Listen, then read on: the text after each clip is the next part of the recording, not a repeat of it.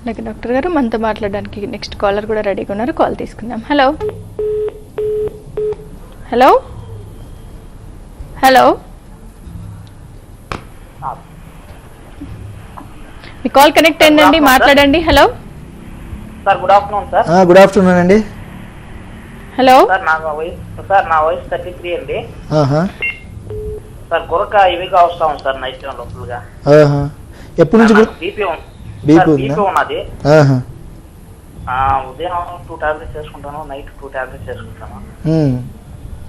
ఒకసారి గురక ఎక్కువగా వస్తుంది. ఒకసారి అసలు ఎప్పటి నుంచి గుర్తించారు గురక వస్తుందని?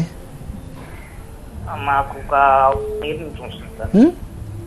1 year నుంచి వస్తుంది. 1 year. బీపీ ఉండబట్టి ఎంతకాలం అయింది? బీపీ 2017 నుంచి ఉంది సార్. అంటే 3 years అయింది. ఇది ఎందుకంటే అదే ఇందాక అన్నాం అనమాట మాటల్లో, ఏమంటే యంగ్ హైపర్ టెన్షన్ అంటాం. అంటే మీరు ఎంత ఫ్యామిలీలో ఉంటే కూడా ఒక్కొక్కప్పుడు ఈ చిన్న వయసులో రాదు. సో దీనికి ప్రధాన లక్షణం ఏంటంటే గురక అనేది ఉంది. కాకపోతే ఈ రోజుల్లో ఆ గురక ఉంటూ ఉంటూ ఉంటూ మీ యొక్క గుర్తింపుకి వచ్చిందన్నట్టు ఒక సంవత్సరం కాలం నుంచి. సో మీలో రెండు మందులు అంటే పొద్దున 2 రాత్రి 2 అనేటట్టుగా వాడుతున్నారు అంటే కొంతవరకు గురకకి మీ బీపీకి చాలా అవినాభావ సంబంధం ఉంది. అసలు అందుకని అంటామన్నమాట, ఎవరికైనా బీపీ అనేది ఎర్లీ స్టేజ్లో వచ్చిందంటే వాళ్ళని లీడింగ్ క్వశ్చన్స్ అడుగుతాం, మీకు ఏమైనా గురక ఉందా అన్నట్టుగా. లేదంటే కొద్దిగా సరైన కంట్రోల్ అయినప్పుడు కూడా అడుగుతాం అనమాట. సో మీలో ఏమంటే ప్రస్తుతానికైతే అనిపిస్తుంది ఏమంటే ఈ గురక అనేది మీరు ఈ విధంగా చెప్పే పరిస్థితిలో ఉన్నారంటే కొద్దిగా గురక అనేది మీకు కాస్త ఇబ్బందికరంగా, దీన్ని ఏమంటామంటే స్లీప్ అప్నియా సిండ్రోమ్ అంటాం. అంటే దీనిలో గురక అనేది వచ్చి మనిషిని రకరకాల వేరే సమస్యలు కూడా దారితీస్తుంది. అందుగురించి మీకు చేయాల్సిన పని ఏమంటే మరీ ముఖ్యంగా ఒక్కసారి అంటే మనకు ఒక పల్మనాలజిస్ట్ని కలిస్తే మీకు గురక టెస్ట్ చేస్తారు. ఎందుకు అంటే యూజువల్గా ఏమంటే కొన్ని క్వశ్చనర్స్ ఇస్తాము. బట్ కాకపోతే క్వశ్చనర్స్లో ఏమంటామంటే అవును ఈ క్వశ్చనర్స్లో కొన్ని పాయింట్స్ ఉంటాయి. అరే మీరు టీవీ చూస్తున్నప్పుడు నిద్రపోతారా, లేకపోతే ఏదైనా వెయిటింగ్ చేస్తున్నప్పుడు నిద్రపోతారా, లేదంటే కారు నడుపుతున్నప్పుడు నిద్రపోతారా, వీటికి ఒక్కొక్క పాయింట్స్ ఇస్తాను అనమాట. 0, 1, 2, 3 అని. దాని ద్వారా స్కోరింగ్ అంటాం. అందుకని దాన్ని ఏమంటామంటే స్లీపీనెస్ స్కేల్ అంటాం అనమాట. కాకపోతే గురకకి సంబంధించిన టెస్ట్లో ఏం చేస్తామంటే మరీ ముఖ్యంగా నిర్ధారణ చేసుకోవాల్సి ఉంటుంది. ఆ నిర్ధారణ ఏంటంటే మీలో బీపీ ఉంది కాబట్టి ఖచ్చితంగా మీకైతే టెస్ట్ చేయాల్సిన అవసరం ఉందనేటువంటి పరిస్థితి. ఎందుకంటే రేపు పొద్దున అంటే మనకు వచ్చే రాబోయే సమస్యలు అంటే ఉదాహరణకి అంటే హార్ట్ పరంగా వచ్చే సమస్యలు కానీ షుగర్ పరంగా వచ్చే సమస్యలు మీరు ఇప్పటి నుంచి అరికట్టినట్టు ఉంటుంది. కాబట్టి మీకు ఆ స్లీప్ స్టడీ అనేది చేయాలి. లేదు నాకు అసలు ఇప్పుడు అది అసాధ్యము దుసాధ్యం అనేటువంటి పరిస్థితి ఉన్నప్పుడు 2-3 విషయాలు మీరు గమనించాలి. ఏంటంటే మీరు పడుకున్నప్పుడు మీ వాళ్ళని అడగాలి, మీరు గురక పెడుతున్నప్పుడు మీరు నోరు మూసుకొని గురక పెడుతున్నారా? అలా ఉందనుకోండి టంగ్ వల్ల వచ్చినటువంటి గురక. అదే నోరు తెరుచుకొని గురక పెడుతున్నారా అంటే అది కొంతవరకు గొంతులో ఉన్నటువంటి సమస్య.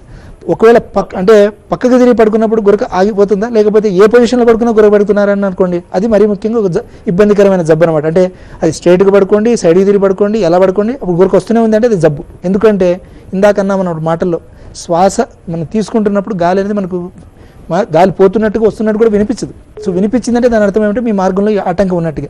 రెండోది ఇక్కడ ఏమంటే రిస్క్ ఫ్యాక్టర్ మీకు హై బీపీ ఉంది కాబట్టి సో ఎందుకైనా మంచిది మీరు స్లీప్ స్టడీ చేయించుకోవాలి. ఇప్పుడు ఈ రోజుల్లో ఇంకొక నేను ఎందుకంటే మీకు అంటే టైం కుదరట్లేదు అమ్మ కరోనా ఉంది కదా అని చెప్పేసి, అందుకని మీరు ఏం చేయాలంటే ఒక హోంవర్క్ ఇవ్వాలి మీ ఇంట్లో వాళ్ళకి. మీ దగ్గర పల్స్ ఆక్సిమీటర్ ఉంటే ఆ పల్స్ ఆక్సిమీటర్ పెట్టి దానిలో రాత్రి పడుకున్నప్పుడు ఆక్సిజన్ ఏమైనా తగ్గుతుందా లేదని చూసుకోవాలి. అది ఇంట్లో చేసే టెస్ట్. బట్ కాకపోతే అది చాలా సొఫిస్టికేట్. లేదు అది కాకపోతే అంటే మెలకున్నప్పుడు చెక్ చేస్తే ఏమీ రాదు, పడుకున్నప్పుడు చెక్ చేయాలి.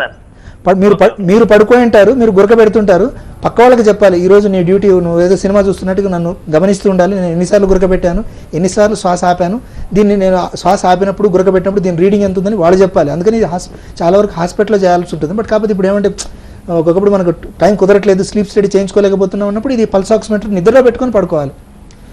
పగటిపూట పెట్టుకుంటే మంచిగానే ఉంటుంది. ఎందుకంటే పగటిపూట ఏమంటే మన దినచర్యల్లో ఏమవుతుందంటే మన శరీరం అయితే ఉత్తేజంగా ఉంటుంది కాబట్టి మనకెక్కడ తీరుకుంది పడుకోవడానికి అనేటువంటి పరిస్థితి అనమాట. సో అందు గురించి ఏమంటామంటే స్లీప్ స్టడీ కాంప్రిహెన్సివ్ టెస్ట్ ఏంటంటే ఒక రకంగా చెప్పాలంటే ఒక పద్ధతి పరంగా ఒక చికిత్స విధానము పాటించాలి అంటే మరి ముఖ్యంగా దానికి స్లీప్ స్టడీ చేయాలంటాం. ఈ రోజుల్లో పాత రోజుల్లో ఏమంటే ఇన్ ల్యాబ్ స్లీప్ స్టడీ అని చేసేవాళ్ళం, అంటే హాస్పిటల్లో పెట్టుకొని స్టడీ చేసేవాళ్ళం. కాకపోతే అది కాస్త ఎకనామిక్గా ఉండట్లేదని చెప్పేసి హోమ్ టెస్టింగ్ చేపిస్తున్నాం. అంటే ఒక టెక్నీషియన్ చెప్తే వాళ్ళు ఒక మిషన్ తీసుకొస్తారు, మినిమం అంటే వాళ్ళు ఈజీ చేయరు కాబట్టి పెద్ద వైర్లు ఏమీ పెట్టరు.